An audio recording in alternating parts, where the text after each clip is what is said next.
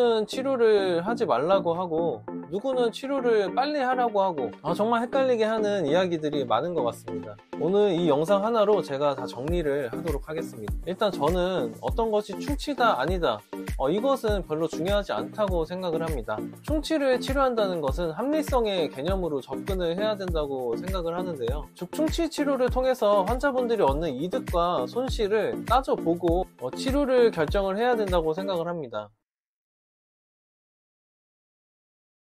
안녕하세요. 치과 알려주는 남자 정남호입니다. 오늘은 충치에 관해서 한번 이야기를 해보려고 하는데요. 충치는 감기처럼 매우 흔한 질병 중에 하나입니다.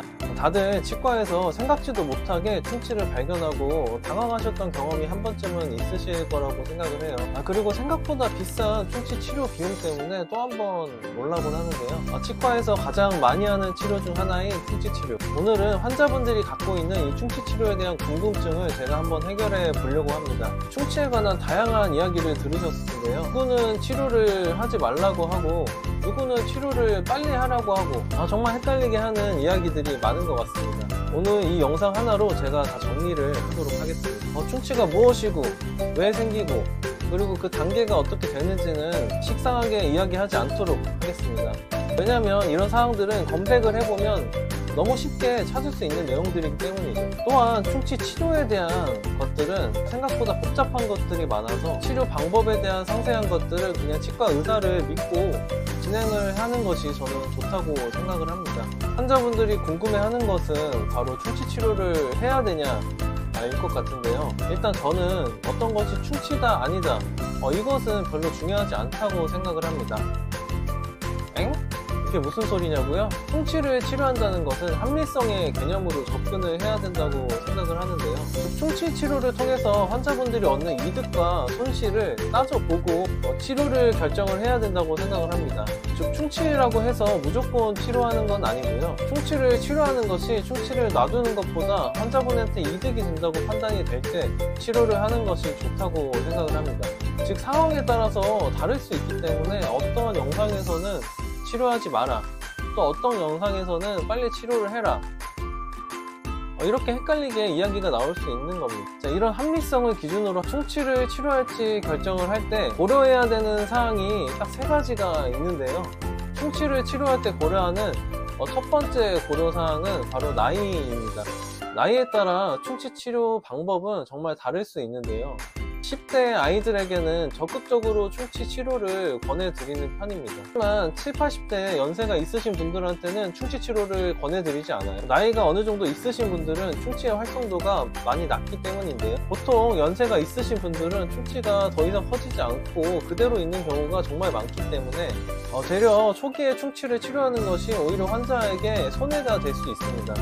그 이유는 치과 치료에서 부득이하게 건전 치질의 삭제가 어느 정도는 동반이 돼야 되고요. 이는 치아 안쪽에 치수라는 공간에 자극을 줄 수 있기 때문인데요. 제 기준에서는 40, 50대만 돼도 충치 치료를 잘 권해드리지 않는 편입니다. 충치를 치료하는 두 번째 고려사항은 전반적인 충치 활성도와 환자분들의 구강 청결도입니다. 충치도 유전적인 영향이 정말 크다는 사실을 알고 계신가요? 충치가 잘 생기는 것은 유전적인 영향이 생각보다 정말 큽니다. 유전적인 영향이라 함은 침, 즉 타액의 양, 그리고 치아의 미세 성분의 차이, 이런 여러가지 요인들이 복합적으로 작용을 한다고 생각을 하시면 됩니다. 이런 유전적인 영향과 더불어서 환자분들이 어렸을 때 어떻게 치아 관리를 했는가도 충치 활성도에 영향을 줄 수 있는데요. 어릴 때부터 불소를 잘 바르고 예방적인 치료를 잘 한 환자분들은 충치가 거의 생기지 않습니다. 또한 평소에 칫솔질이나 치실을 열심히 하시는 환자분들이 있는 중 평소에 양치를 하지 않고 방치를 하시는 환자분들도 정말 많은데요.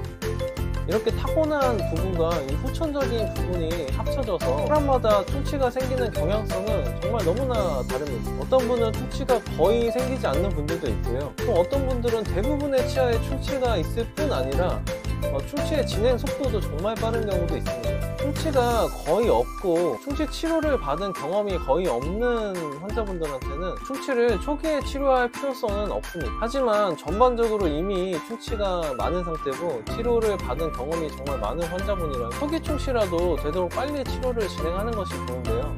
이렇듯 충치 치료를 결정을 하기 위해서는 환자분에 대해서 알아야 되고 환자의 특성을 고려해서 치료의 여부를 결정을 해야 합니다. 충치를 치료할 때 세 번째 고려사항은 바로 충치의 위치입니다. 충치가 생기는 위치는 다양하게 있을 수 있는데요. 또 환자분들이 말씀하시는 충치는 눈으로 보이는 씹는 면에 있는 충치를 말씀하시는 경우가 많아요. 일단 눈으로 봤을 때 어두운 색이 너무 잘 보이고 이것을 치료해야 할 것 같은 마음이 들면서 정말 불안해 하시기도 하시는데요. 하지만 사실 이 씹는 면 충치는 치료의 주요도로 보면 좀 낮은 편이라고 할 수 있습니다. 그 이유는 씹는 면에 있는 충치는 노출이 잘 되고 양치를 열심히 하면 청결하게 유지가 되기 때문인데요. 씹는 면보다 더 치료가 필요한 충치는 바로 인전면 충치, 즉 치아 사이의 충치입니다. 치아 사이 충치는 사실 생각보다 좀 위험한데요.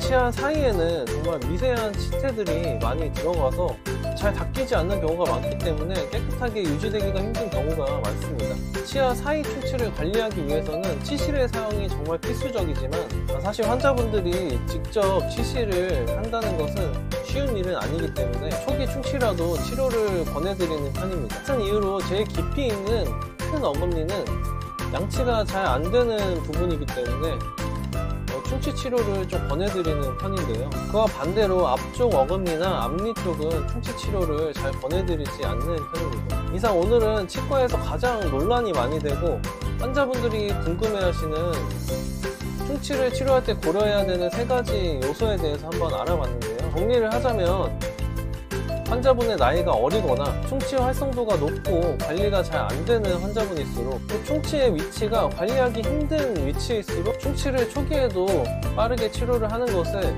권해드립니다.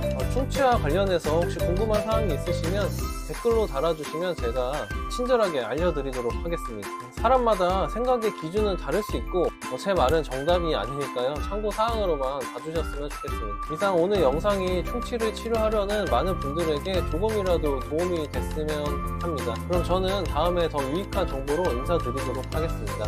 감사합니다.